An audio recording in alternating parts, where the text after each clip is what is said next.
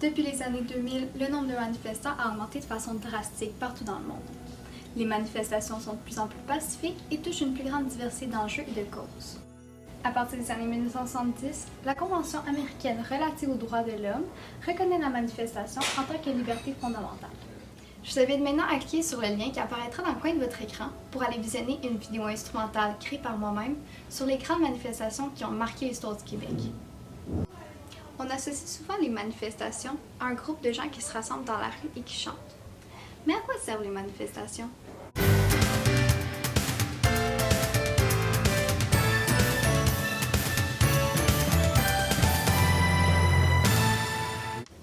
Les manifestations ont pour but de protéger les droits humains. Elles nous permettent d'exprimer notre désaccord face à certains aspects du mode de vie de notre société. Nous partageons ainsi nos opinions, exprimons des problèmes et demandons publiquement aux autorités d'écouter nos inquiétudes afin de forcer un changement positif. Si vous voulez défendre votre opinion, vous devez convaincre les gens avec des idéologies différentes en créant un certain lien avec eux. Nous avons tous des idées à faire valoir pour des raisons personnelles ou sociétaires. Parlez passivement avec vos adversaires. C'est normal d'avoir des différences sur la politique. C'est totalement humain. Mais humanitairement, nous devrions tous être unis. Ce sont les petites actions qui sont faites au quotidien qui permettent de faire avancer grandement les choses. Comme par exemple, pour les militants pro-environnement, il ne suffit pas simplement d'aller à la marche de Greta et tout oublier par la suite. Il faut faire des petites actions jour par jour, comme manger moins de viande, aller en friperie, réutiliser des objets qui sont encore bons ou même encore boycotter certaines compagnies. Toutes ces petites actions sont importantes pour l'avenir de notre planète. Pour toutes les causes qui vous tiennent à cœur, comme le racisme, l'environnement ou l'égalité, la meilleure façon de sensibiliser les autres, qui reste le plus efficace, est de rester informé et de communiquer vos préoccupations avec votre entourage. Vous penserez peut-être que vos petites actions n'ont pas vraiment d'importance, mais la citation « Une personne fait la différence » est vraie.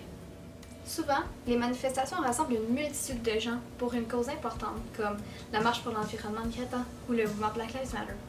Mais parfois, l'enjeu est rapidement oublié et les répercussions sont presque inexistantes.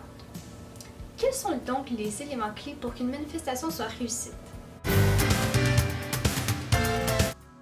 Quelques éléments clés pour qu'une manifestation ait le plus de chances d'aboutir à un changement concret sont la participation, la répétition, l'abstinence de la violence, un but précis, une preuve d'unité, ainsi qu'une preuve d'engagement. Le taux de participation à une manifestation doit représenter au moins 3,5% de la population. Aucun gouvernement ne peut résister à une telle pression.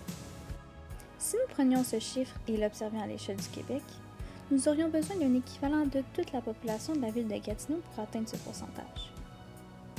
La marche de Greta, à Montréal en 2019, a atteint un record de participation de 5,9%. Chaque manifestant a une importance capitale. Les mouvements sont complexes et nécessitent qu'on les rappelle et rappelle jusqu'à ce qu'un changement soit fait. Autrement, ils tombent dans l'oubli.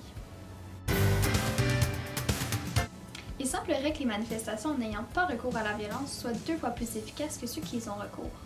Elles rejoignent plus de personnes et encouragent davantage leur participation. Un but précis est essentiel. Effectivement, même si nous rassemblons beaucoup de personnes, mais que le but n'est pas bien établi, les autorités ne sauront pas précisément où mettre leur énergie. L'événement perdra alors de la crédibilité. La preuve d'unité permet à la population de s'identifier à un groupe ou à un mouvement. Il peut être représenté par un symbole, un slogan, une couleur ou autre. Cela montre que l'événement n'est pas simplement ponctuel. Il peut rester dans nos mémoires tous les jours en le portant fièrement.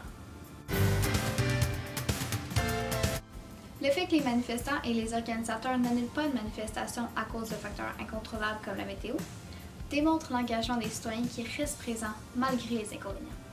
Cela vient donc montrer au gouvernement que les citoyens ont cette cause à cœur.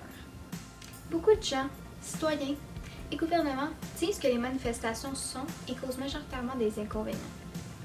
Effectivement, être coincé dans le trafic est un inconvénient. Maintenant, reste à se poser la question suivante. Le trafic ou le racisme? Le trafic ou l'environnement? En réalité, manifester pousse le développement d'une société informée et engagée. Un homme blanc, né au Québec, dans une famille riche, est privilégié. Il devrait utiliser ses avantages pour venir en aide aux moins chanceux afin de réduire le gouffre qui sépare les différentes classes de notre société. Ne restez pas silencieux.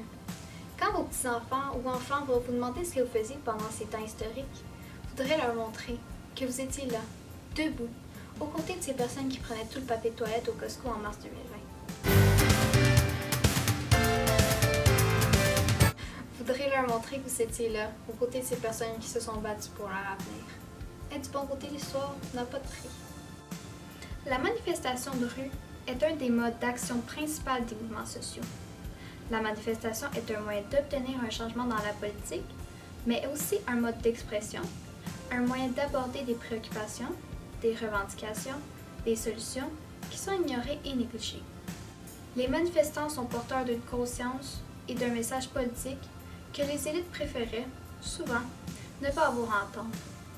Ils utilisent la rue ainsi que les médias comme une immense boîte de résonance.